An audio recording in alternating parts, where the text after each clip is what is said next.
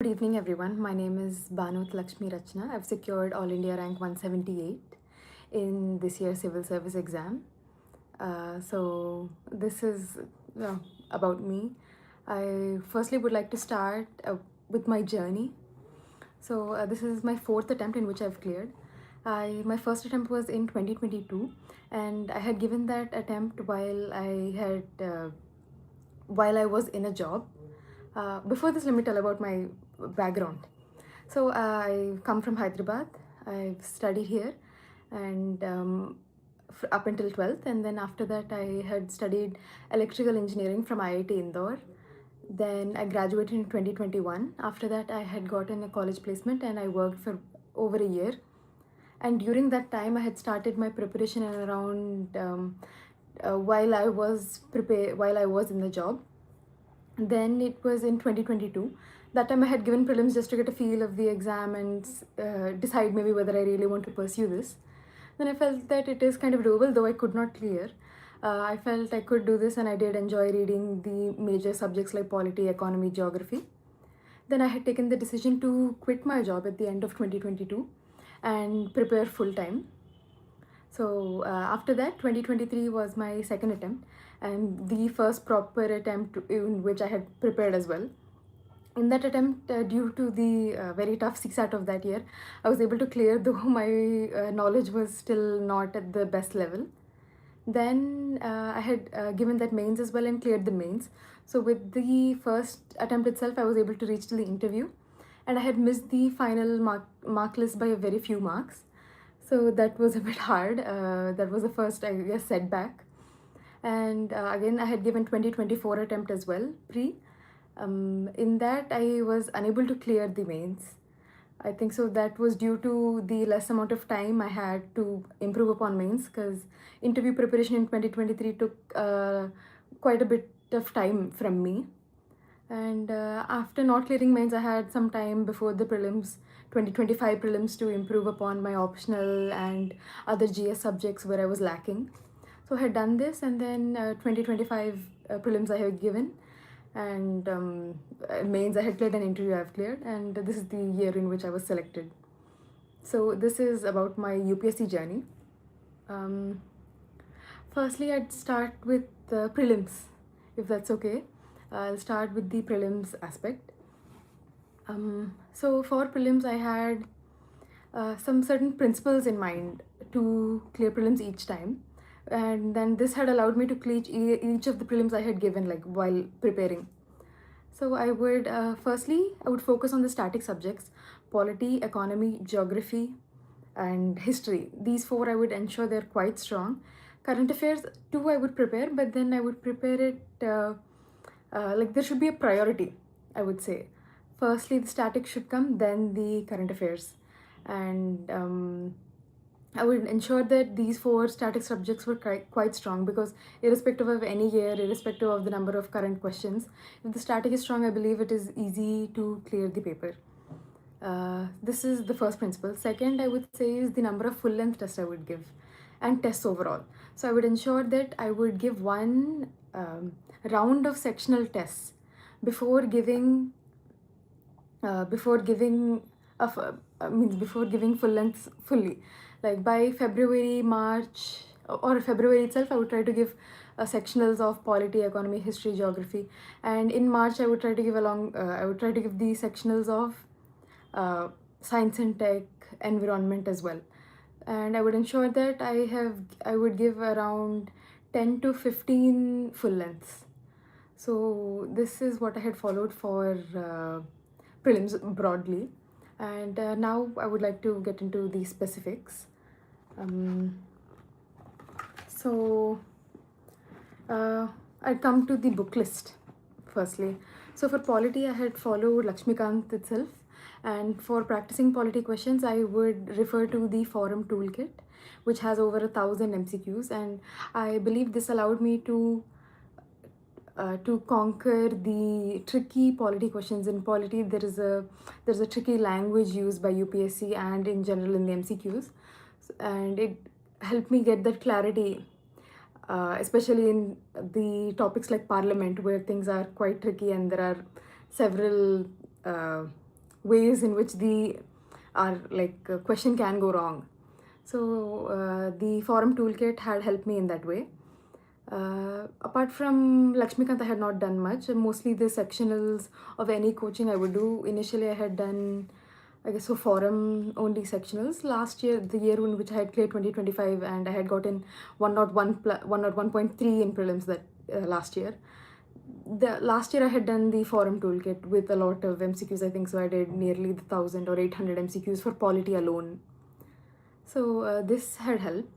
Next, coming to geography. Geography had followed my the base notes which I had from my coaching. I had taken online coaching from Vision while I was working. So while I was working itself around mid of 2022, I had taken an online coaching from Vision, and the class notes from that I had used as a base. Those were quite helpful. And for geography, I would say the NCRTs are quite important. So I would do the NCRTs, my Vision class notes. And apart from this, for certain topics, I would refer to the PMFIS website. The PMFIS geography book is also quite good, but I did not have it with me. I would refer to the PMFIS website, which had web pages topic wise. So that was easy to go through the topic which I had doubts in. So that is one thing I had done for geography. These 2-3 sources are enough, I believe. Then coming to economy, I had done several sources actually for economy, and I believe there are several sources in the market as well. Last year, I had referred to Vivek Singh and did the 550 MCQ a bit. I could not follow through with it fully, but about half of the 550 MCQ I was able to do, and I was able to read Vivek Singh once fully.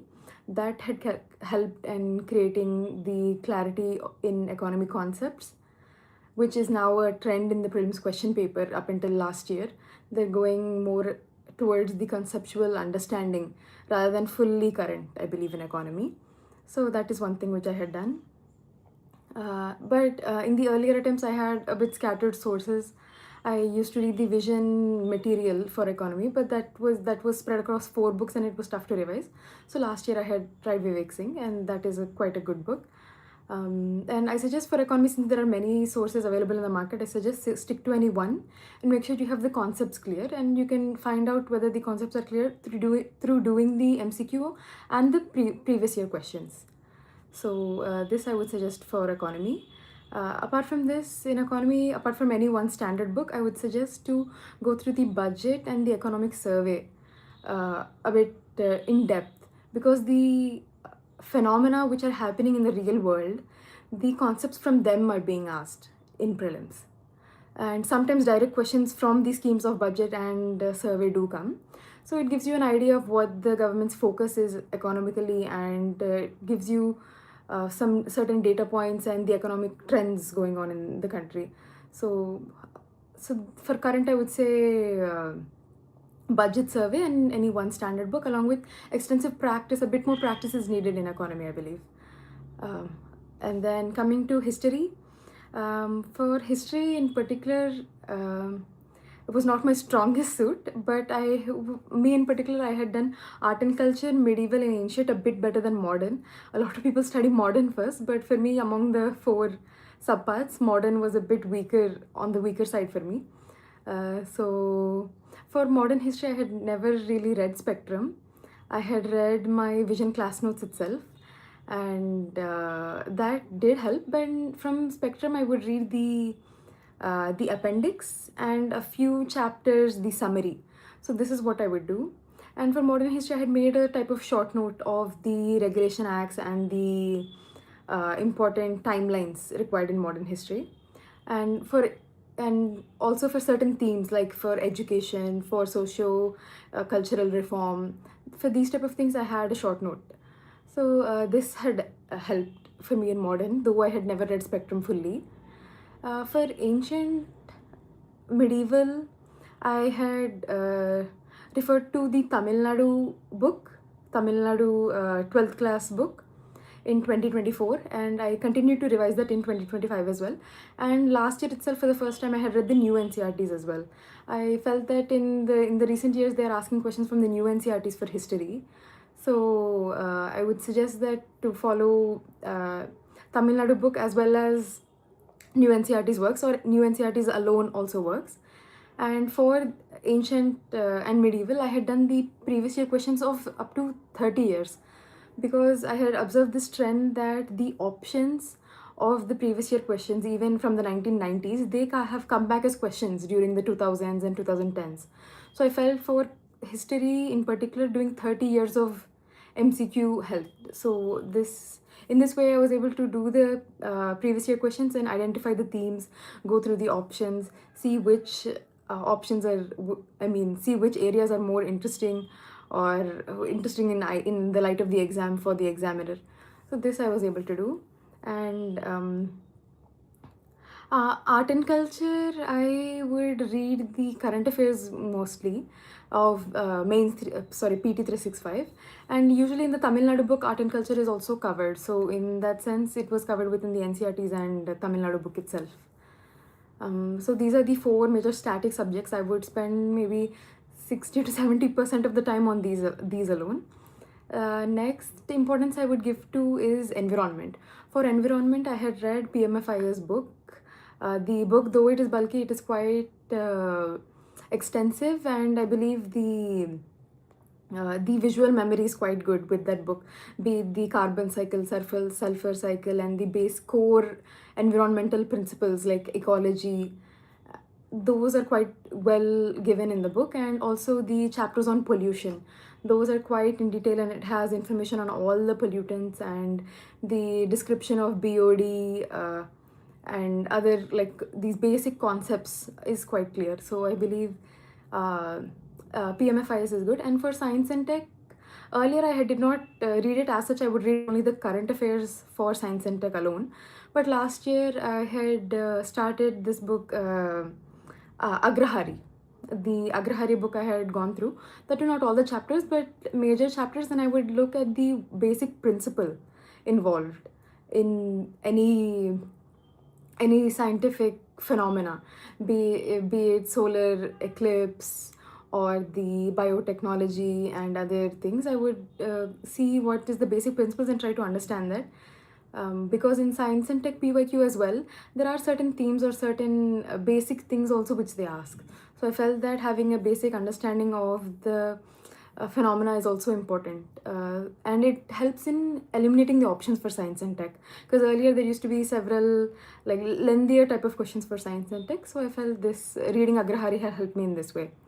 And for both the environment and science and tech, I would say that having the basics clear is quite important. For environment, I would say the basic idea of the pollutants and ecology part is quite important. The food and energy pyramids, and sulfur cycle, acid rain, etc. is quite important. In science and tech, understanding the principle or mechanism behind the phenomena, such as what is in an atom, how does it split, understanding these basic things is important, I would say. So apart from the current aspect, this basic understanding is needed of science and tech and environment. And I believe this is it for prelims. Is there any other subject I'm missing on?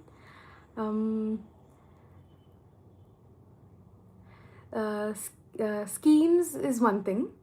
Schemes I would do through any year-end compilation, and schemes I would also be covering through the budget and other things. Environment I've spoken about, I believe.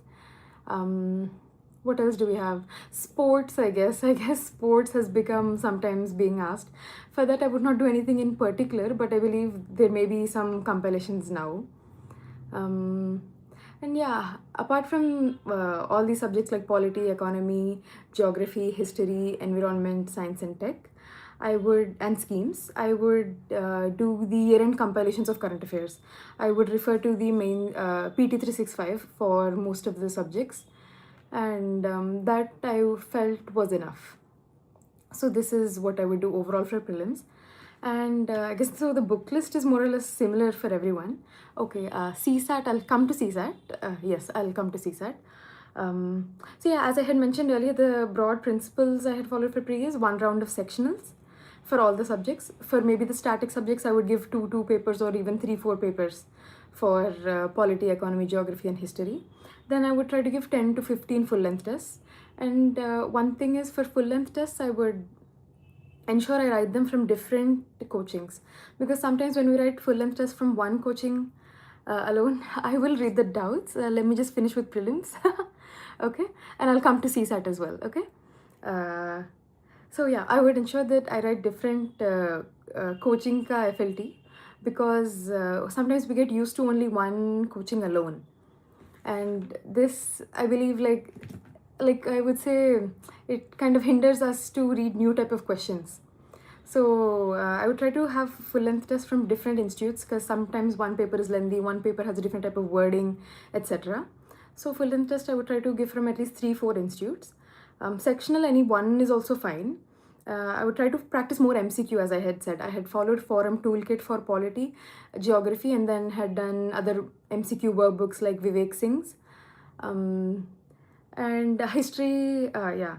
And then apart from MCQ, I would do a lot of previous year questions. Previous year questions of at least 10 years, 10, 12 years is needed for all the subjects. For history and maybe geography, I would do 30 years, which is given in the Disha book, Disha publications book. That helps. I have spoken about the toolkit, and yeah, the PT 365 for current. Apart from this, one other kind of strategy or something I did which helped for prelims was how to revise or go through the test solutions. That also takes quite a lot of time. So I would simply print out the test solutions. I would try to highlight within that. Initially I had done this, but later I felt that the test solutions also become quite bulky. So I had started to, one of my friend had suggested me this, to just see where I had, like within the question paper itself, see and mark the questions which I had gotten wrong, and write why I had gotten it wrong, or the solution there itself. So towards the end, it just becomes 10 to 12 question papers you have to flip. And that helps looking at the MCQ again and revising again. So, and then I also marking with different color pen the questions which I had gotten wrong, and the ones which are correct, and any new information I want to add there. So it flipped through the question papers itself, and it helps in a quick revision towards the end. This is one thing which I think is quite helpful. Okay, I believe there's a lot of doubts on CSAT. So I'll come to the CSAT part. I had, like me in particular, I have not like failed CSAT ever. I've always gotten, I guess, 75 above. And okay, with CSAT in mind, I believe CSAT, it has become quite difficult, honestly. From both, in the 2 years I had given 2023 and 2025, I found both the papers quite difficult. For CSAT, I believe all the three aspects should be good. Not average, not manageable, but it has to be good. Your reading comprehension has to be good, then the quant has to be good, and also the reasoning has to be good. And I say this because in any year we don't know the composition of how the CSAT paper will be. I believe this year only 20 some, or not even 20, reading comprehension was asked. Earlier there used to be 33, 34 even. So we cannot rely on passages alone. Similarly, any year suddenly the reasoning might be increased. The quant is increased, that is the trend these days, but in another year passages might become very tough, like as it has become in the last 2 years, I believe. So we should be good in all we should be good in all three aspects of CSAT. And for CSAT in particular, in 2023 I had just practiced the PYQ, and I was good at math, quant and maths, so it was okay for me to clear, being from a maybe engineering background in IIT. That I had never found it too hard to do permutation combinations and clock, calendar and other things, and even probability. So because these PNC and probability was a bit higher in 2023, I believe it was easy only for me to clear, though I had attempted only 42 or 43 questions. So that is one thing. But after 2023 prelims, I felt that, and after not clearing the final result, though I had less time, I still felt that I have to do CSAT properly, because okay, I'll tell you, a CSAT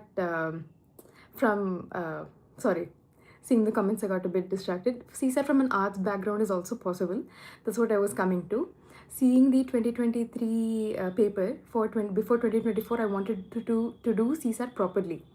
So for that, I had done the course, or I had access to the videos of this one CSAT classes called Amit Setu or IAS Setu. So in that, the conceptual clarity and uh, somewhat maybe tricks or ways of approaching the CSAT, all the topics is quite clear. So through the through doing those lectures, I had made a short note, and I would suggest for anyone who is not clearing CSAT to do one course of CSAT. And I would suggest the course which I had done, which is by Amit Setu or IS Setu. I had in particular liked that course because each topic is divided into the type of questions which are being asked, and you're by after doing that, you will be able to identify the question types. You'll also be able to identify that this question is a trial and error question, it takes too long, this question is doable, this question has a certain trick behind it, this question is, you'll understand the kind of logic behind it, I believe. And another thing I had observed is, even in the prelims papers, the prelims CSAT papers, they have moved away from the tricks or shortcut methods in quant or reasoning. They have been asking the actual concepts, I believe, in the CSAT paper. And this is because, I can say this because the number of the statement based type of questions have increased. So in statement based questions, you actually have to know whether two equations are enough to solve both the statements, or whether this type of solution has only three solutions in natural numbers and things like this. So I believe that there are no more shortcuts to CSAT. Doing a foundational course will help, doing a lot of practice will help, and definitely using PYQs as a guide will help. And being equally good at all the three aspects of CSAT is important. So in this way, I believe that CSAT should be conquered, and giving it an apt amount of time is important. Because I think so in recent years, I think so in three out of the past 4 years, CSAT has been difficult. It has been a decider. So no matter how much you read this polity, economy, geography, if you're not able to clear CSAT, it is, I believe, like really not meaningless, but it is a tragedy, honestly, if CSAT is unable to be cleared. And I understand it is difficult, but doing a course and really giving it a dedicated amount of time, even one whole month, is no, it's okay to do such things, is what I believe. And to do it before December or before November, so that the fear of CSAT reduces, is a better strategy rather than leaving it for after January. Then the time gets really eaten up, and the amount of time you have to practice for prelims and CSAT both decreases. So CSAT practice should be taken seriously, quite seriously, I believe. And I really suggest this, that one cannot rely on reading comprehension. Even reasoning and quant one can rely on, but reading comprehension to rely on is quite difficult, because there are certain key changes. The context of the paragraph is different than the context we receive in just 1-2 short paras.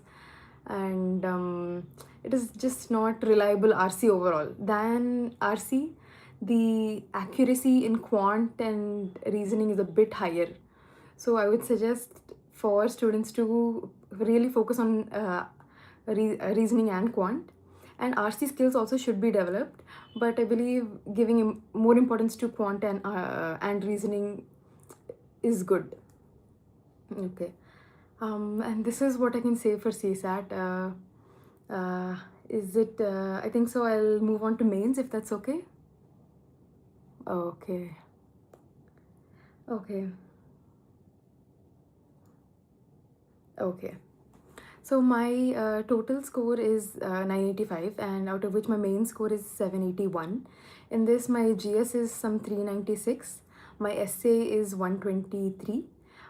In my optional, which is anthropology, I've gotten 262.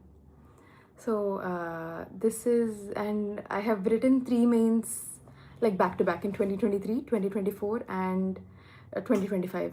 In that, I was able to clear my first mains, and in my second mains I was unable to clear due to a drop in essay and optional scores, though my GS score had increased. And in my final mains I was able to improve by nearly 90 to 100 marks from my 2024 mains. So Uh, so yeah, for mains, I would ensure like for this also certain principles, I would say. I would ensure that between the time of pre to mains, I would ensure that I'm writing one simulation, and I preferred that to be abhyas, vision abhyas, but there are several simulations now. And a simulation means like one essay paper followed by 2 days of the four GS papers, GS 1, 2, 3, 4, in 4 days. So I would ensure that I write one simulation before mains at least, and before the one simulation, I would ensure that I have one round of each GS 1, 2, 3, 4 completed. And similarly for the optional paper, I would ensure I write the sectionals of paper 1 and paper 2 before writing at least maybe 2 rounds of simulation, like optional paper 1 and paper 2 in the same day. This I would try to plan for between pre to mains. And if we have to be at that level between pre to mains, before prelims itself, we have to have the notes, short notes prepared. We have to have done that brainstorming. We have to have done that, not brainstorming, but answer writing, more importantly. And for answer writing, the first principle was between pre and mains. And another second and a more important principle, I would say, is to write in time. I would ensure I write 10 markers within 7 minutes and 15 markers within 11 minutes. In this way itself, the paper gets completed. Otherwise, it is quite difficult to finish the paper. So this is what I had done. And third principle, I would say, is a lot of answer writing, extensive answer writing and extensive brainstorming. So this I would try to do. Okay, I'll go paper by paper. Firstly, coming to essay I had done, so my essay scores had fluctuated in the past few years. Firstly, I had gotten a 117 in my first attempt, and in this attempt I had not referred to any course as such. I had just seen some maybe videos on the basic principles of essay, what is intro, what is conclusion, what are the ways in which we can approach essay, be it pestle, be it kind of argumentative essays. And I had gotten just a basic idea of essay, and I had written a few, and I had just went and wrote the essay paper itself directly. In that year I had got 117. In 2024 mains, my essay score had dipped to 89.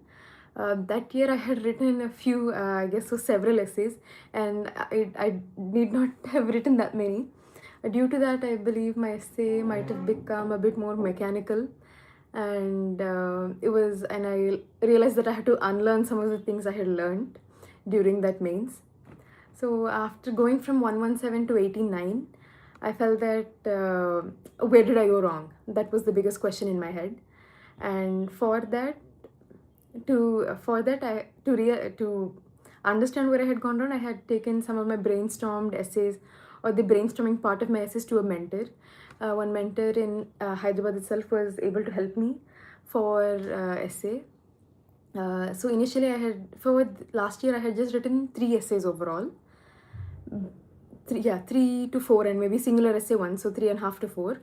But before writing an essay, I had focused on brainstorming part, because the essay is what we think, like our thoughts convert into paragraphs, and the paragraphs turns into a whole essay. So I felt that somewhere in the brainstorming and thinking part, it has to be more structured, more organized, more multi-dimensional. And with all these things, the essay itself will come quite good. So I had focused on like getting my thinking in check, and figuring out where I was going wrong in essay.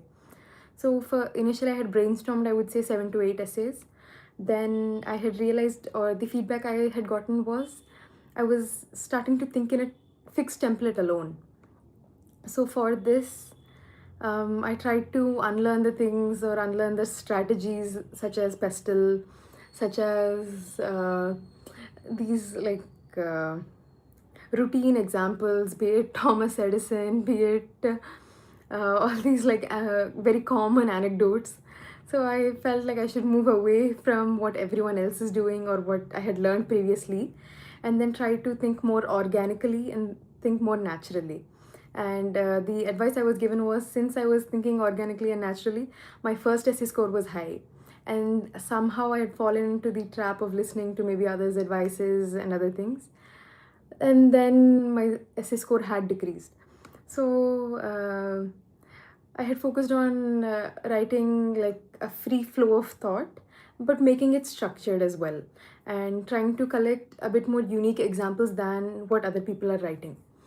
So, essay, I believe, is something which requires a personalized approach, because for some people they are good at writing GS based essay, other people are good at writing a philosophical essay.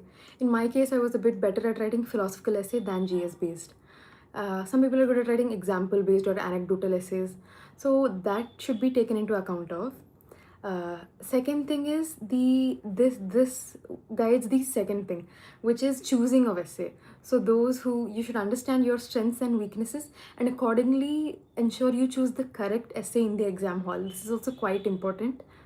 And I believe I had not chosen the correct essay in my second mains in 2024. That's why my head score had dropped to 89, which is a nearly 30 marks drop from before. So that is also quite important, to understand your strengths and weaknesses and choose the essays which reflect your strengths. This is one thing. And uh, third thing I would say is, overall, apart from the content and matter, the overall flow of the essay should be good. Focus on the connecting lines, the seamlessness of the essay, the flow of the essay should be overall quite good. So this is what I had done for essay. And coming to a bit of the content, I had tried to do essay along with ethics. If once ethics is done quite well, essay becomes easy. I would also compile examples from reading the newspaper. I would read the Indian Express, and from that there were good articles, and there is this section of the Indian Express called Essay Simplified or something like this. So in that there were quite good essays, and it would detail how the previous year essay topics can be approached. That had helped me. It's called Essay Simplified or something like that. Those articles had helped me. And apart from this, I would read the paper and then compile good examples from that as well, inspirational examples or examples of perseverance, examples relating to the environment, etc. And I would also, last year I had used ChatGPT as well for the essay. I would use it in this way, that I would ask ChatGPT that, could you tell me how I could use this book in my essay? So I need not read the whole book for the lessons and the type of concepts it can be applied to. For example, I would maybe mention a documentary and ask how I can use this. I would mention there is one story which many people know of, David and Goliath. So that is a Bible story. It is a kind of inspiring story and it can be used in certain topics. So I had asked ChatGPT itself to make that interlinkage for me, and it had given me quite detailedly, like I can use it in terms of how planning matters, how the underdog can be supported, how how there can be strength in even an individual in standing up to a large, huge corporation or monster type of thing. So any anecdote or any example you have, I think you can use it, give it to ChatGPT, and then and then you can understand the applicability of examples across topics. That helps. So essay, I would suggest, keep it simple, keep it natural, keep it organic, but keep it rich in content. So this helps for essay. For GS 1, 2, 3, I had some of my own notes, since I had given mains year after year. I had short notes, like while preparing itself throughout each mains, it had added up. The base note for some of them or most of them would be Prahar by Only IS. I had referred to Prahar for geography, for polity, for governance, and yeah, for even society as well, I think so. So the Prahar Only IS notes was quite helpful. Apart from Prahar, I felt the value addition and other points in Smash Means by Civil's Daily is quite good. Their notes for GS3 in particular I had liked because they had a lot of case studies, a lot of examples, a lot of points and data, which is required for GS3. So the Smash mains notes and Prahar notes were a type of base for my GS 123. And I guess so I could say overall for GS 123, I would say keep the means any base notes works, any toppers notes works, your own notes works. And for value addition, you can use your own maybe notes of newspaper if you read the newspaper. You can use mains 365, or you can use any toppers value addition. There are many things, and I had come across certain PDFs the other day. There are data banks PDFs from Next.is. I had come across one. There are glossary, like keywords glossary for each GS paper. So these type of things help. Keywords, value addition, and any type of base notes works. So for paper wise, I can give some overall overline, like outline for each paper what is necessary. For GS1, I would ensure I do well in geography because that is the major part of GS1. I would ensure my diagrams are quite good, that the presentation of GS1 is good because there's a lot of scope for diagrams in art and culture as well as geography. So diagrams and presentation is one thing I would focus on, especially India map, world map. Next thing is I would ensure that the society questions are also good, because it is said that history and geography, everyone has nearly the same knowledge, but society becomes a bit of a game changer in the GS1 paper. And year by year, the society questions have become more and more dynamic, more and more current oriented. And for society questions, I believe that addressing the key demand of those questions is quite difficult, because they have made it quite intersectional and interdimensional and interlinking with other GS papers, be like GS2 or GS3. One example I can give is I think there was one question on the issues of urban migration of women due to jobs. So this is quite it's related to urbanization as well, women as well, and from rural areas. So it has certain multifaceted impact, and it is difficult to think on the spot like that in the exam hall type conditions. So I would suggest that writing society by fitting the key demand is the difficult part, but once you get a handle of that, I believe that society becomes a bit easier. And for society in particular, there's a lot of keywords, a lot of reports which can be added, even committees for different sections. For persons with disabilities, there are certain reports and committees. For women, there is the Jaya Jaitley committee, and others, there is the Pam Rajput committee, and then for child marriage, there is a certain committee. And overall, there are a lot of reports which can be used in society, such as the Global Gender Gap Report, and urbanization. There are several reports, be it from Niti Aayog or Ministry of Housing and Urban Development. There are several reports you can quote in that, or even the Budget and Economic Survey on urbanization and other topics. You can get this. For secularism in society also, I guess so a better understanding for these type of topics is needed to write properly. But yeah, for society overall, I would say that somewhat value addition, be it data, keywords, modern phenomena, like new lingo like Gen Z, etc. related issues are being asked. That and addressing the key demand is sufficient.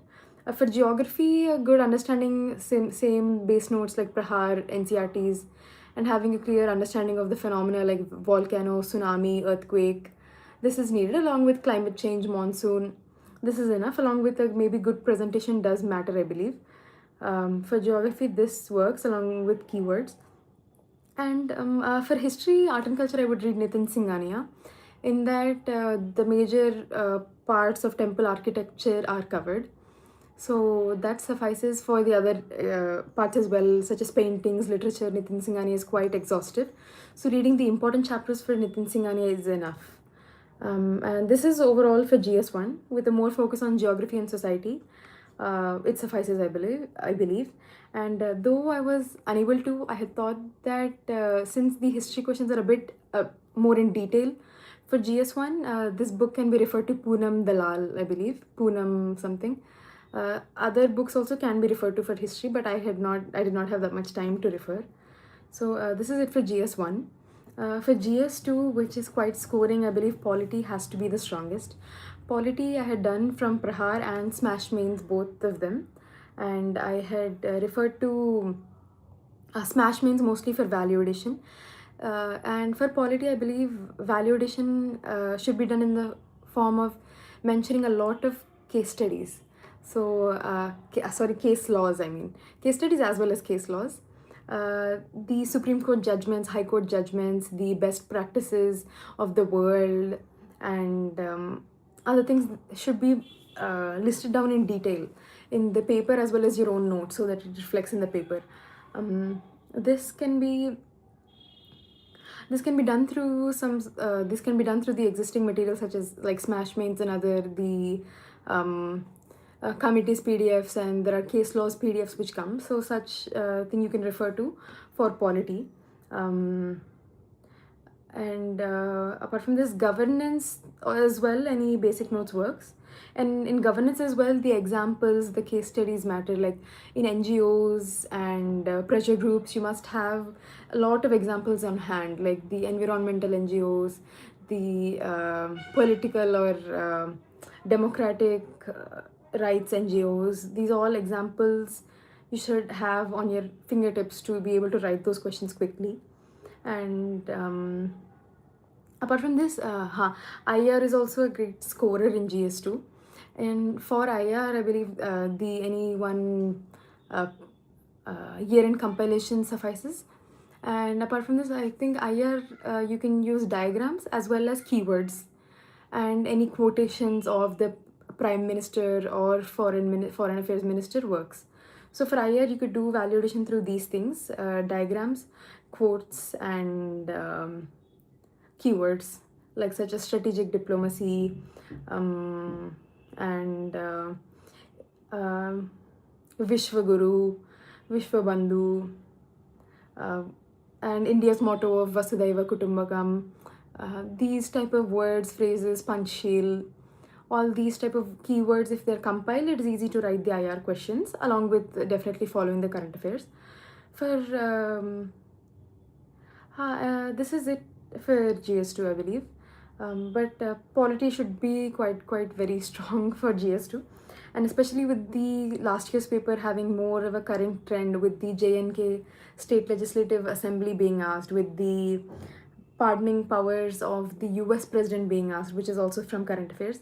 I believe following the current affairs throughout the year would definitely help in the coverage of topics for GS2.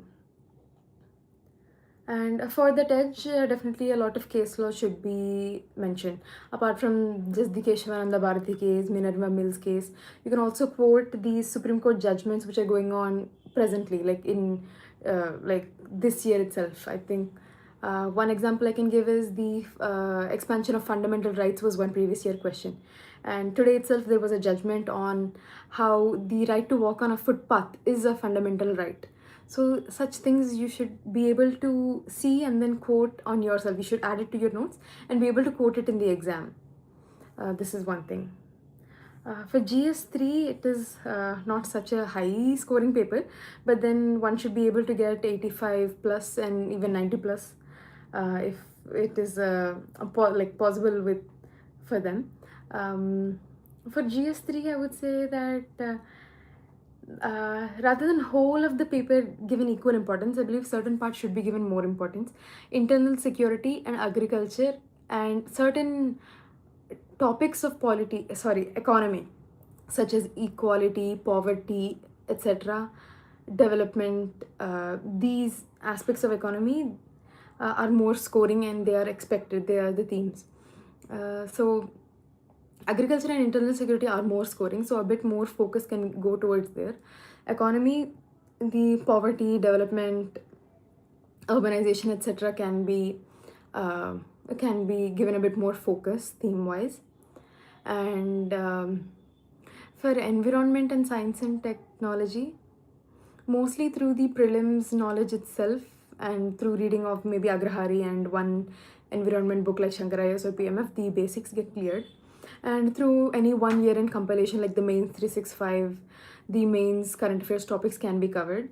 So I would say GS3 can be held with a bit more smartly because it has 5 subjects, like, and it is hard to cover all 5 quite equally well. So I would suggest to do GS3 a bit more smartly, and the overall strategy of the paper should be that it requires more data, committees, facts, and a bit more specificity in the paper rather than a general paper.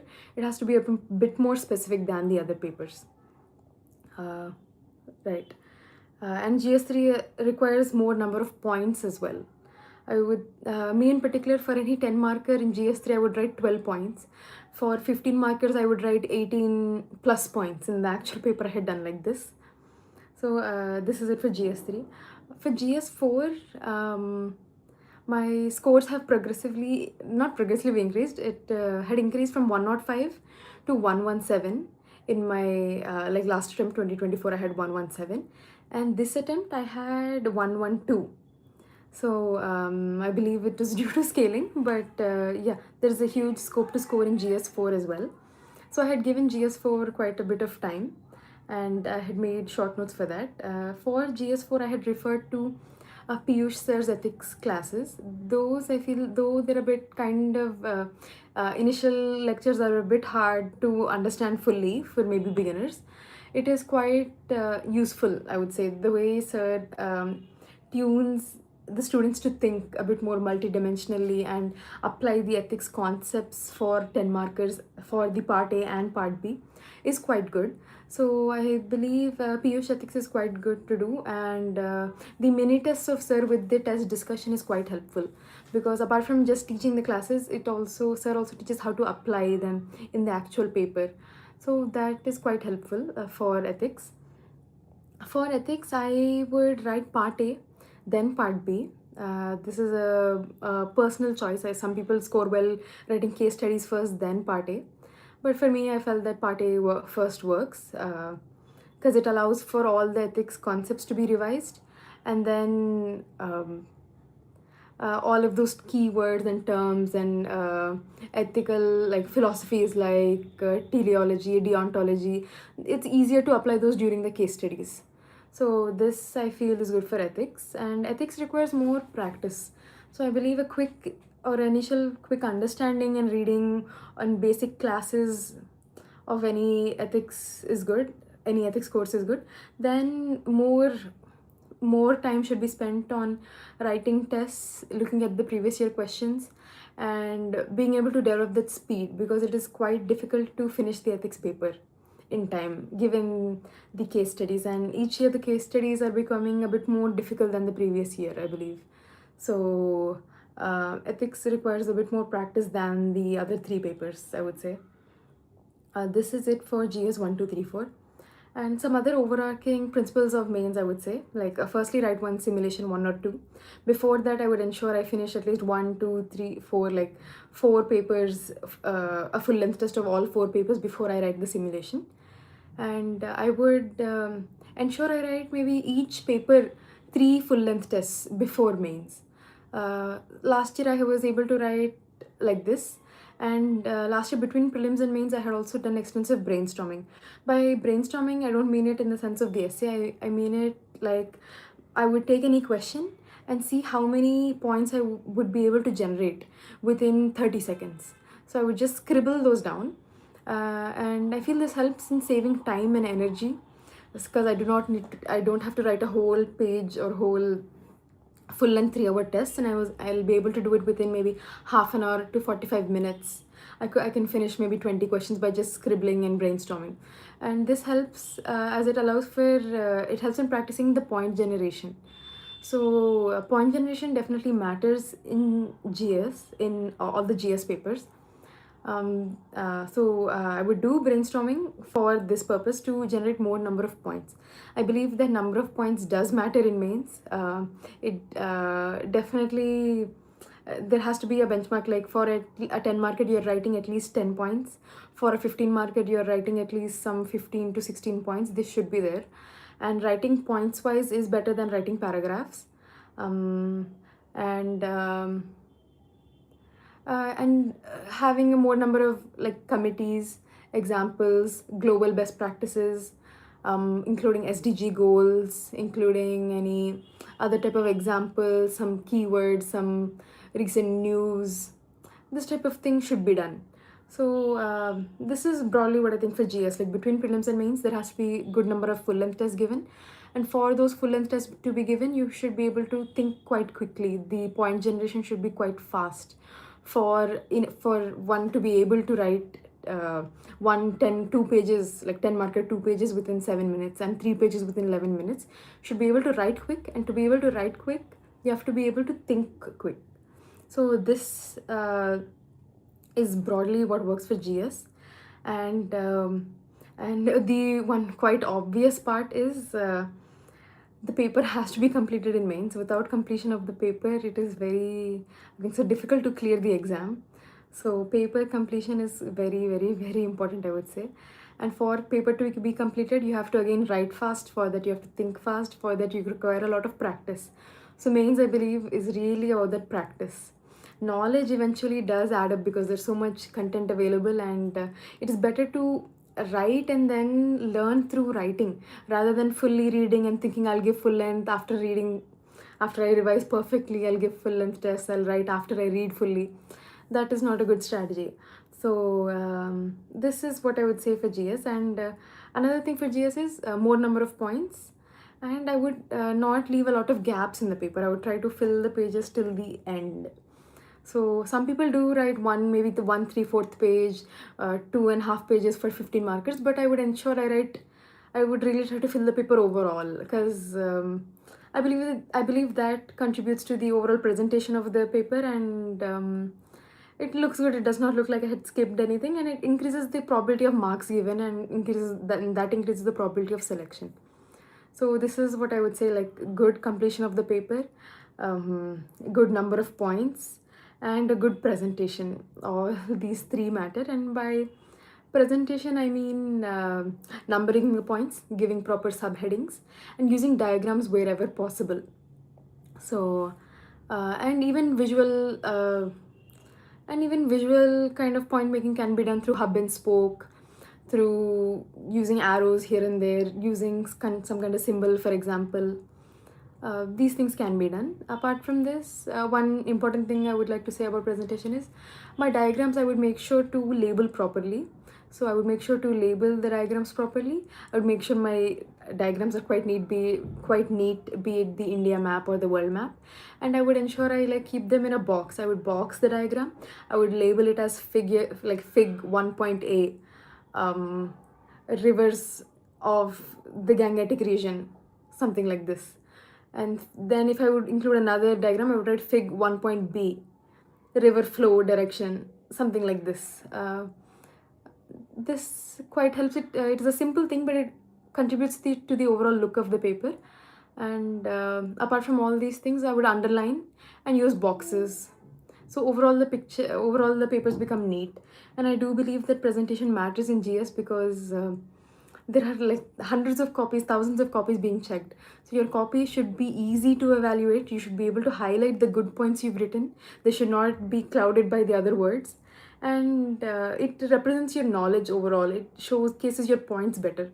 So this is why I believe presentation also should be given a good, means it should at least be decent, with the subheadings, with the underlining of words and other things. This is it with respect to the GS papers. For optional, mine is anthropology. I had gotten high in paper 2. I got 139 in paper 2. And I have 262 this year. For optional, I would focus on answer writing. I would focus on conceptual clarity for the topics like caste, for Indian anthropology, for the topics of relating to anthropology, what's it called, theory, the theories such as symbolism and classical anthropology, and postmodernism. I would focus on having the concepts of these clear and remembering the thinkers. So this is what I would do for optional. Firstly, having a conceptual clarity. Then I would work on the value addition, and I had done this through Anthro Edge by Vision. This has a good number of case studies and other thinkers and latest examples. This is a good one-stop place or solution for case studies. And similarly, I would go through the previous year questions as I would do for other GS papers for the optional. And for Anthro in particular, the previous, sorry. So yeah, for Anthro in particular, the previous year questions do repeat, and that helps. Um, uh, and then I would ensure there's a good amount of revision needed for anthropology, so I would give a good amount of time for revising and also for writing the sectional tests and 1 or 2 simulations. And yeah, and similarly, as I had said, for case studies I would refer to Anthro Edge, and I would also, from the news, I would also connect things on my own for case studies and examples. I can cite certain, maybe I would go to, for the tribology part or tribes part, I would go to websites like Down to Earth, and I would do this for geography and environment as well. And Down to Earth, you can get some latest case studies and good examples. So I would search there and get some tribal case studies from there. And for anthropology, also I would prepare diagrams extensively. For archaeology, I would try to prepare 1, 2 other tool types which other people were not drawing. I would try to practice the skull diagrams of fossils and the archaeological sites quite well in the world map in India. These things I had done. And I had also focused on ensuring I remember the thinkers and applying the thinkers well. One second. Okay. So this is it for optional. And overall for optional, I would say that paper 1 requires a lot of revision. It requires a good number of case studies, and the chapter 6 part, chapter 2 to 6, I would say, both the socio-cultural part and the theory part require a good understanding and reading. Or understanding and reading. So paper 1 is a bit more objective, I would say, in a sense, and paper 2 requires a deeper understanding. It requires explaining things a bit more lucidly rather than just dumping thinkers. So paper 2 requires a bit more maybe understanding, and it requires that concepts in depth are explained in simple language. So paper 2 should be written in a simple manner, but the points and the thing you're trying to show on the paper, the explanation of maybe caste and other socio-cultural this phenomena of paper 2, the Indian anthropology part in particular, should be done simple but in depth, I would say. So this is it for anthropology overall. And even for optional, I would use the ChatGPT quite extensively. I would ask if I had wanted any particular if I had wanted any particular anthropologist perspective on a certain topic, such as tribe caste continuum. I would ask it to ChatGPT. Then I would get one example. I would get a maybe if Srinivasa had said something about caste, I would get the critique on Srinivas's work, Srinivas's work, and then I would ask it a counter critique as well. So this creates a very holistic understanding and good points for mains without having to read the whole thing. Using ChatGPT or any AI tool helps for optional as well, in particular anthropology, I can say. Yeah, this is it broadly for optional. Yeah, I think this is it. I have spoken about prelims, CSAT, mains, optional, and I think now I can take your questions. I'm not sure where I can see your questions. Okay, let me just go a bit back because there's a lot of questions. Okay, first one of the question is coaching necessary for selection? I would say coaching is definitely not necessary for selection. There are so many toppers who have cleared without coaching. The standard books that everyone follows is the same. I guess so the practice or what is needed for mains, everyone does in a similar way, writing tests, and those are all available usually in the market. But if coaching is not taken, I would definitely suggest to ensure you have a good guidance or a mentor. So rather than coaching, you would take a mentorship anywhere and try to self prepare, and ensure you have the guidance of any mentor from any institute or any person you know in particular. That is also fine. Okay, studying in office 9 to 7, any tips? Okay. Since I had also started preparing while I was working, I had ensured that right after office, within half an hour, I'm with my books. So I would ensure that before my dinner, which was around 9, I would study some 2 to 3 hours, and then I would have dinner, and then up until 12, I would try to study some 2 to 3 more hours. So even with the job, I believe some 5 to 6 hours you can study. And in the office time, I would do things which I could see on my phone. So nowadays, there's a lot of digital material available. So you can see some any notes, PDFs on your phone. You could see any video lectures in the meantime on your phone. You could also read the paper. I would ensure I read the paper in my commute to office or at office in the office breaks or something like that. So I guess so the your utilization of time has to be quite like the distraction should be minimum if you're working and preparing, and per day some 5 hours should be kind of extracted, I believe, before and after office hours. And during office hours you can do some passive type of studying. So in this way you can read, and then weekend you really have to kind of slog, like take rest, but then ensure you're getting some 8 hours on the weekend, those 2 days. Okay. Let me go, I'm going through the questions. My optional is anthropology, like I mentioned. Okay. Online coaching, PW only IS. Okay. See, okay, someone is asking, they're taking one coaching, and is it okay to rely on only one coaching material? I would say towards the end of preparation, everyone ends up referring to several notes and several materials. I don't think anyone refers to one material alone, because usually it is lacking in one sense or the other. So I would say see the gaps. It's not about the books or book lists, or should you go after these 3 books is enough, 4 books is enough. See whether the material is sufficing the need for prelims and mains. If it is not, if there is any other concise material, if there is any other material which is better or which serves your needs a bit better, then you can go for that material as well. I can say that maybe for economy, for prelims it is quite different than mains. Vivek Singh, I think, is not enough for mains. So for mains I would refer to this year-end compilations and any other articles, etc. So like that you choose your materials like that, like on the basis of your need. But I would say that only one material, only one coaching, is it enough? Thinking like that is not the right approach. Think that what do I need? Is it enough or not?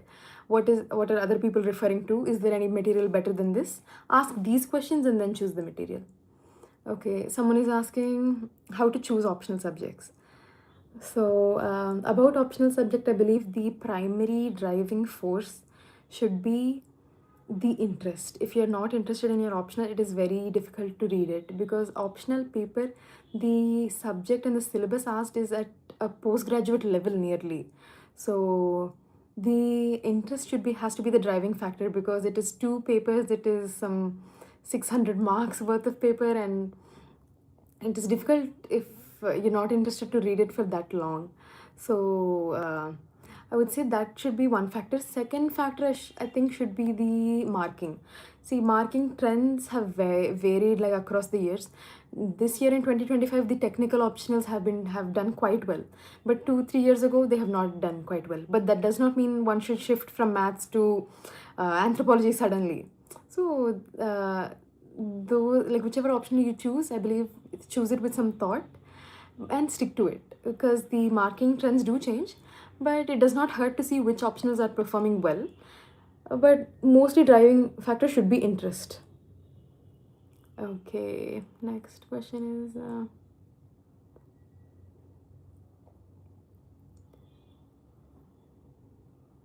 okay, someone is saying they completed MBBS. How much time is sufficient for UPSC preparation, both pre and mains?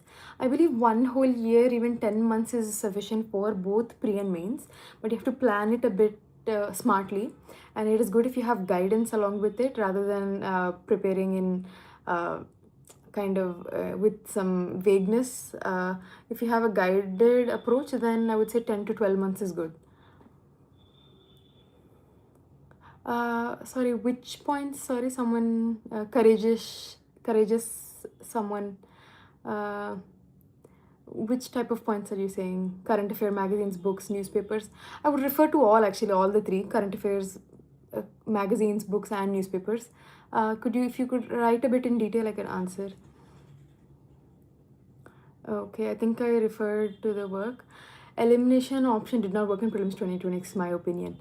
See, elimination has been eliminated last year itself or in 2024 itself. So these tricks and all, UPSC is going away from all these tricks, be it in CSAT, be it in uh, GS, and be it even in mains and even in essay paper. The earlier cookie cutter pestle approach, this approach, that approach are not working. Even the GS papers 1, 2, 3, 4 have become quite more and more specific. I believe that the biggest thing which can help in UPSC examination across is the ability to think in time and developing that critical thinking skill. So elimination as a technique and all these other things, they won't work anymore. And especially seeing the 2026 paper, I think the only thing which can help for prelims is that MCQ taking ability.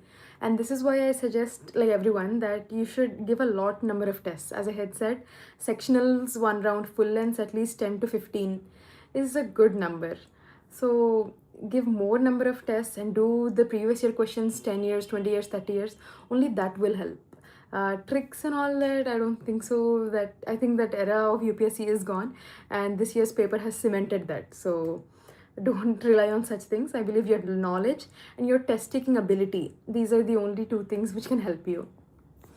And test taking ability includes MCQ aptitude type of thing for prelims, including CSAT, and also writing mains in time, the point generation. So both of these things come under test taking ability. Okay. 1 second. Biology and anthropology, yes, there is a huge chapter 9 in paper 1 of anthropology, which is physical anthropology. It has a lot of biological concepts, and the weightage also is from 60 to 100 marks if you see the previous year questions. So certain biology is required. It includes Mendelism, genetics, these chromosomal diseases and other things. And yes, you should be able to read such things if you're taking anthropology. How many years of current affairs is required? I believe 1 year of current affairs is enough. Even 10 to 12 months is enough.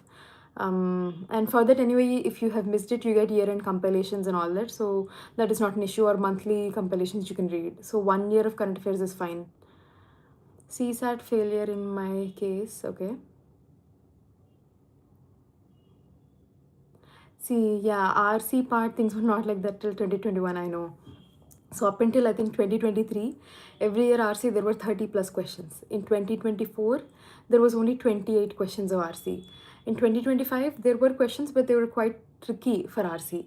And in 2026, I think so, there were barely 20 questions.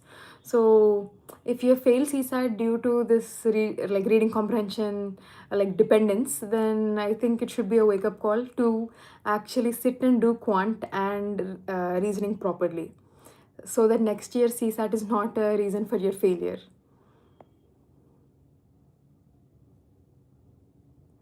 Okay. Someone is asking about clearing UPSC in the first attempt at 21.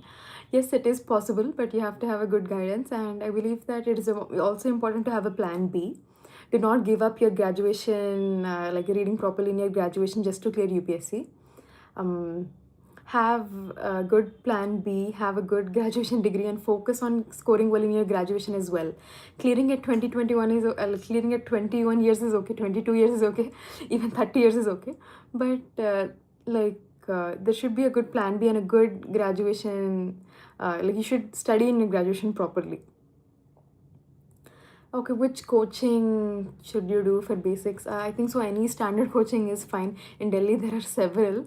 Um, I would say good faculties there in all the coachings. I would say standard or Vision, Vajiram, Sarthi. A lot of the Vision faculty which had taught me has gone to Sarthi. So I think any of these three is fine for GS coaching. Okay. Okay, BTech second year, somebody. There's a lot of time, I guess. So you can start with the static NCRTs first. For any beginner, I would suggest start with the NCRTs first. Then you can move to Laxmi and any, like any economy book, and you could see any lectures for economy.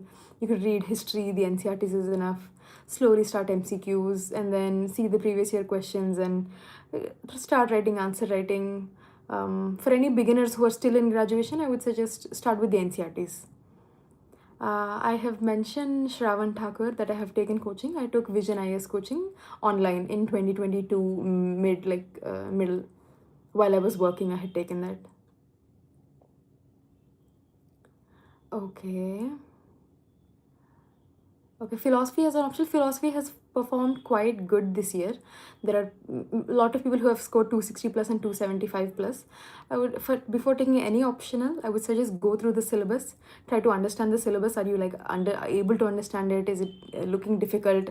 Someone was asking about biology and anthropology. So if that looks like a red flag, if it feels difficult, then you can look into other options. But if you're able to look through the syllabus, look at 2 to 3 previous year papers. If it seems like okay, it is linked to the syllabus and it is of your interest, then you can choose the optional, be it philosophy, anthropology, or any. Okay. One second.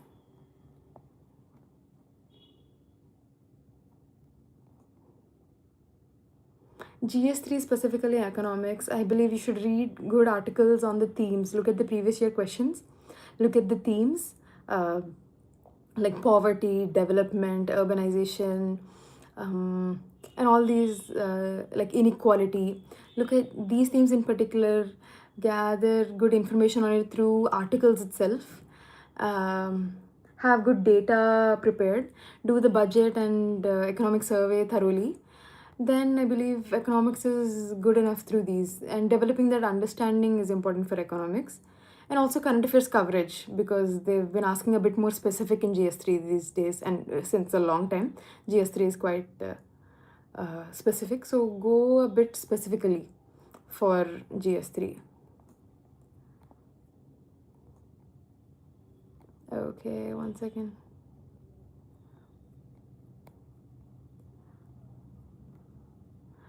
Okay, 60 plus in GS, but CSAT, okay.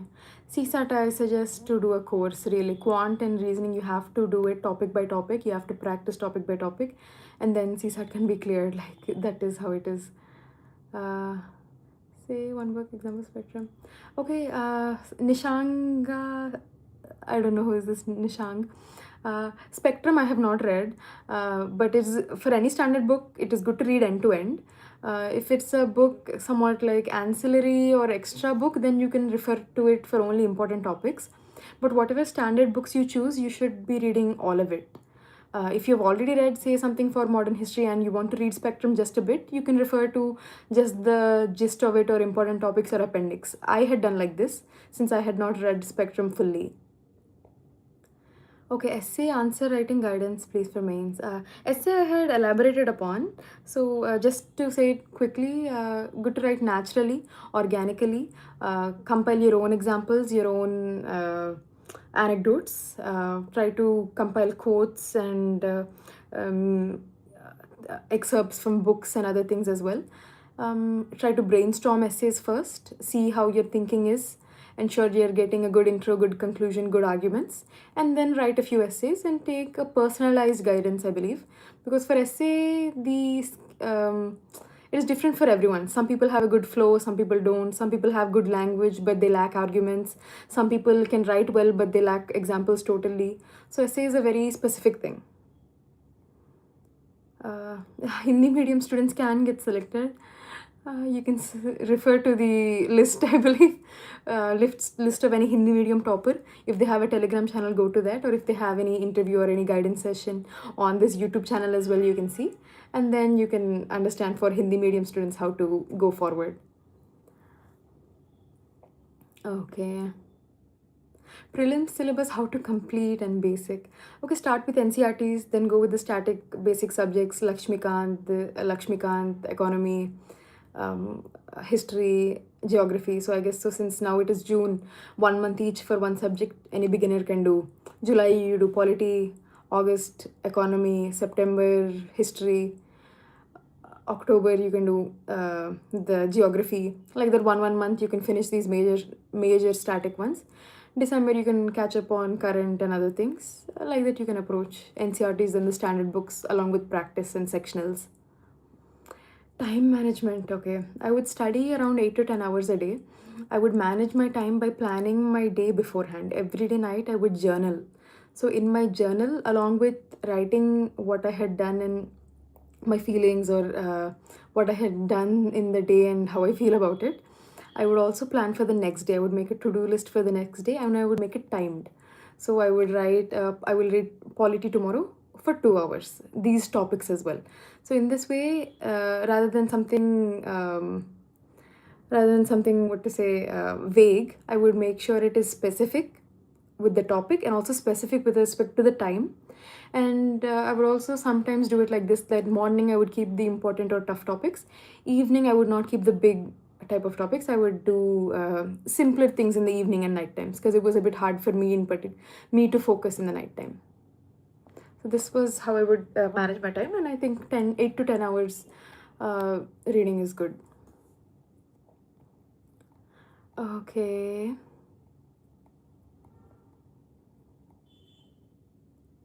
Not possible to read all press release daily from PIB. Okay, PIB daily is not needed. I think so nowadays you can get weekly compilations. There is something called, I think so, Srijan, which is giving a daily PIB in within 2 pages. You can just refer to certain things or read a monthly magazine or a weekly compilation. Because daily it becomes a bit like a lot. 1 second. Okay, someone is asking, am I on Insta or Telegram, any social media app? Okay, I do not have a Telegram channel, but on Instagram I do respond to the direct messages of the aspirants, so you can reach out to me on Instagram. Okay. Okay, questions from PIB. Not so much of questions from the Hindu in prelims. Okay. See, current affairs is never a reliable thing in prelims. Current affairs is something which comes after the static subjects. So don't go so much after current affairs. Someone is asking, there's not much questions from the Hindu in prelims. The Hindu is not a syllabus topic, so I don't think you can expect that the questions Hindu se aayega. ऐसा कुछ. Okay. Okay.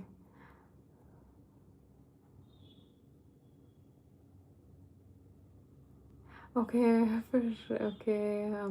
answer writing, when to start? I think so. If you have done the major subjects like polity or geography for GS1 and GS2, then you can start writing GS1, GS2 previous year questions. Start with previous year questions. Look at any previous year paper analysis for an idea on how to write previous year questions. There are also these answers written by toppers. Refer to the toppers' copies of how they are writing.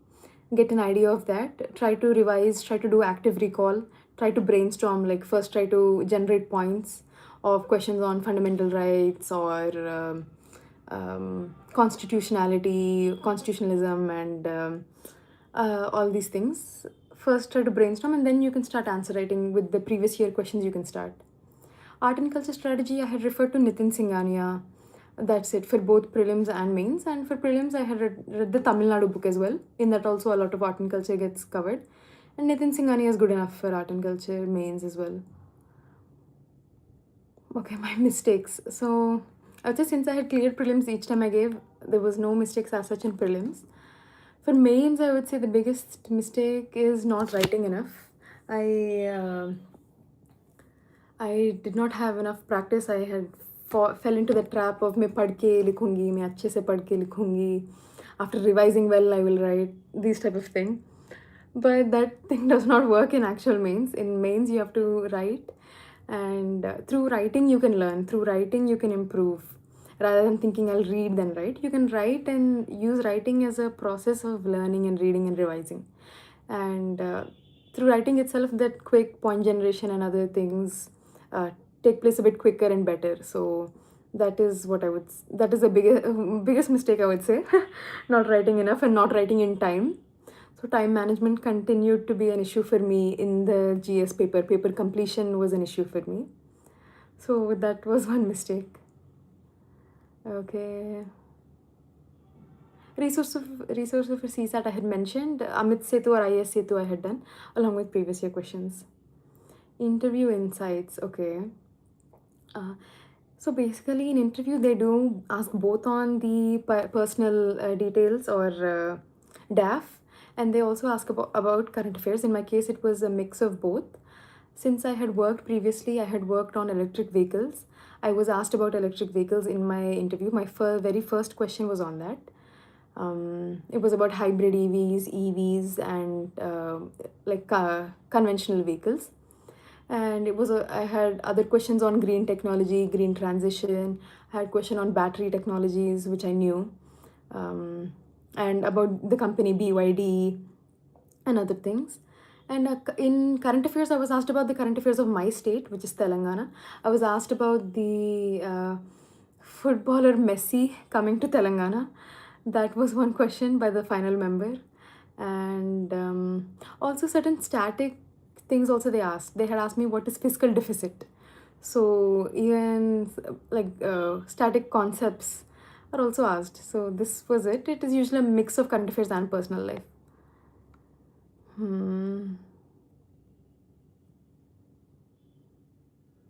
Okay, bilingual. Okay. They also have to do the basics of SNT or prepare only what is can. See, science and technology का basic भी करना चाहिए. मैं ये Ravi Agrahari book से की थी. अब PYQ देखेंगे तो there is questions which are on the basics of SNT. And SNT का basics करेंगे तो it also helps in the kind of elimination of options. Though you cannot eliminate fully, it helps you understand which option is a bit more correct, a bit more wrong. तो वो थोड़ा आ जाता है. So you should do the basics. And previous year questions, if you see, there are questions on the basics. Okay. Okay, someone is asking why UPSC. I would say I had wanted to do something which had a good impact, and I believe through civil services I could have a bigger impact on the society. And I had realized this while working at my previous job. Though I was working in an upcoming and green sector, which was electric vehicles, I felt I could do something more, and my skill set and my aptitude was more given my maybe communication skills. I feel highly compassionate, and I feel concerned for society in general. So I felt that I could do better elsewhere, and civil services came to me, or I went to it, I believe. Okay. Okay. Okay, interview experience I've spoken about. So yeah, in interview, yeah, I missed interview, sorry. So in my interview, I had 204 from 204 marks this year. And in my previous attempt in 2023, I had 187. So I was able to improve my marks. Both the times I had my board member as Suman Sharma ma'am. So my interview experience was that the interviews were quite quick this year, and I had also had another job joining in last December, so it was quite quickly paced for me. But I had just prepared my DAF in detail. I had previous work experience. I studied in IIT Indore. I worked in Pune, and I had several interests. So my DAF was a bit keyword heavy and a bit heavy overall. So I had focused on preparing my DAF. And also I would read the current affairs daily. I would try to read both the Hindu and the Indian Express. And this is what I had done overall for interview.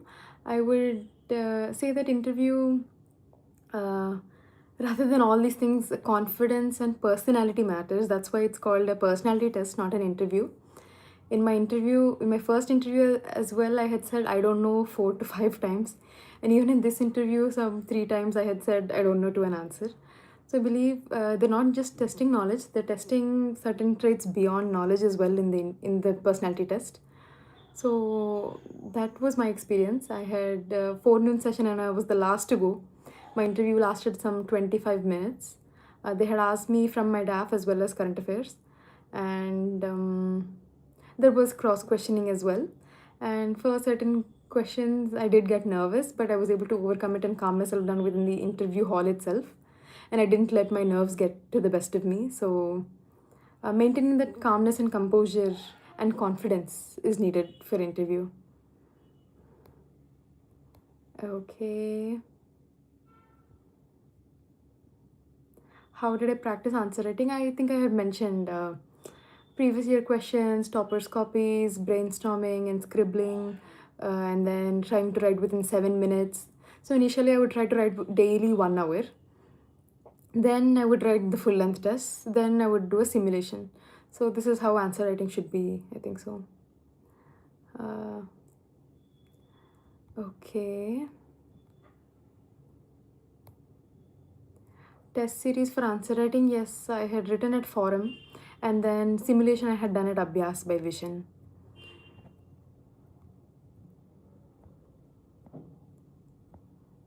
Okay.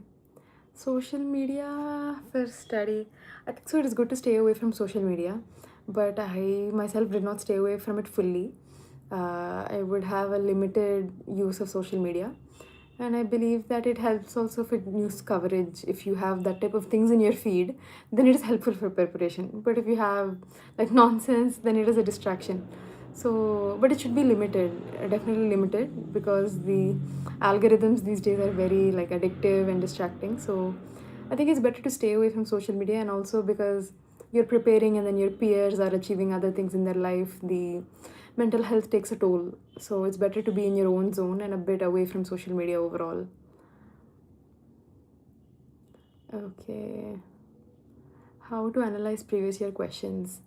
Um, this So I think so. If you just look at the previous year questions, you'll understand which type of themes are asked again and again. For economy, it is poverty, inequality, other things. In art and culture, temple architecture is quite important. In polity, certain topics are more important. The parliament is one, and these days the constitutional amendments are being asked about, and other current affairs are being asked about. So this way, you should look at the previous year questions and understand where's why is the question being asked from a, is it a syllabus head, is it a current affairs, which type of questions are repeated more, um, what is the directive word, is it examine, is it critically examine, is it elaborate, these type of things you can see. And in recent years, I believe the questions have become a bit more specific and also interconnected and interdimensional. In GS2 paper, they're asking things from governance or ethics as well. In GS1 paper, society involves aspects of maybe some of the GS2 topics.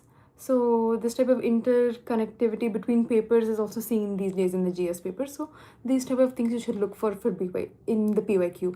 The themes, the repetition, the current affairs, the syllabus heads, all these things, and the weightage. Okay. Okay. Society and disaster management, you can refer to any PDF, like any coaching material. It's not so difficult. These are small subjects only.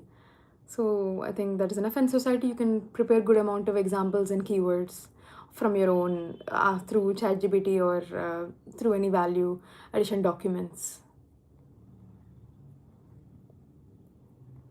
Okay.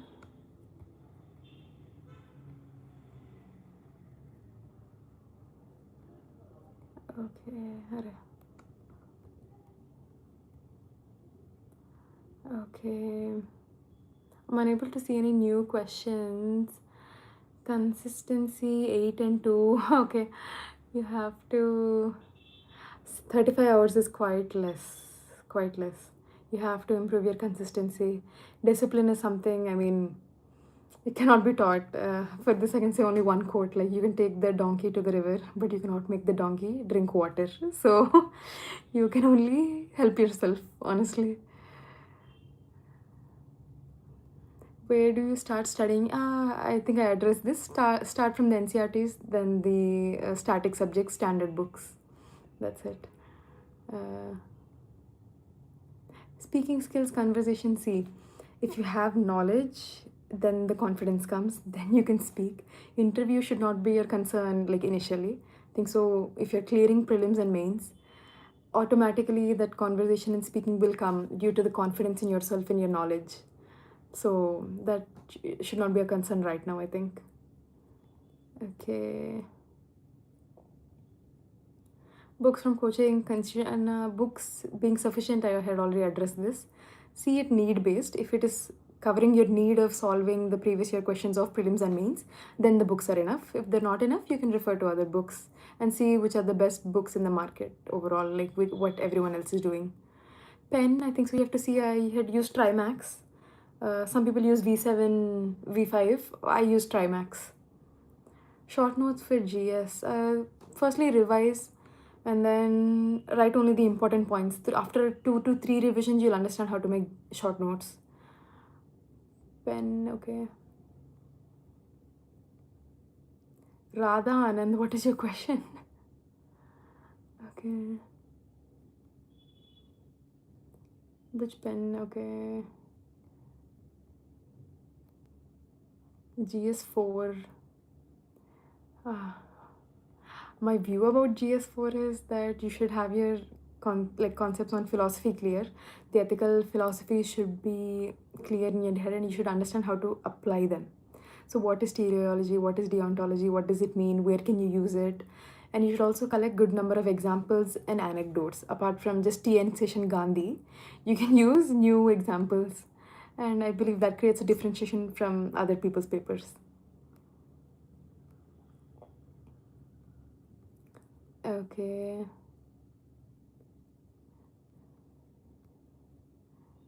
Okay.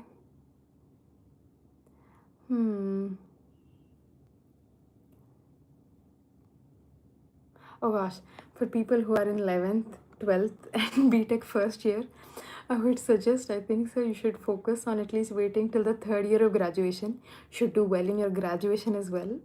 And in the meantime, you can focus on NCRTs and standard books like polity and geography NCRTs and any economy book.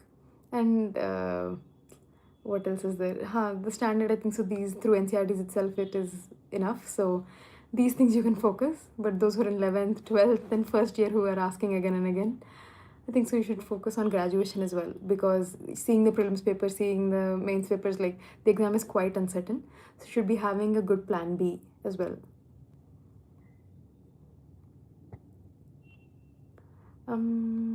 Yeah, I would read the newspaper daily. I would try to. Some months I would miss, but I was not too regular with newspaper. But whenever I did, I would read the Indian Express. I would read the UPSC Essentials part of the Indian Express, and I would make a note of it in my OneNote. I would make digital notes of the current affairs. Okay. Um. Okay, I think that's it for the questions. I'm unable to see any other new questions. I'll wait for 1-2 minutes.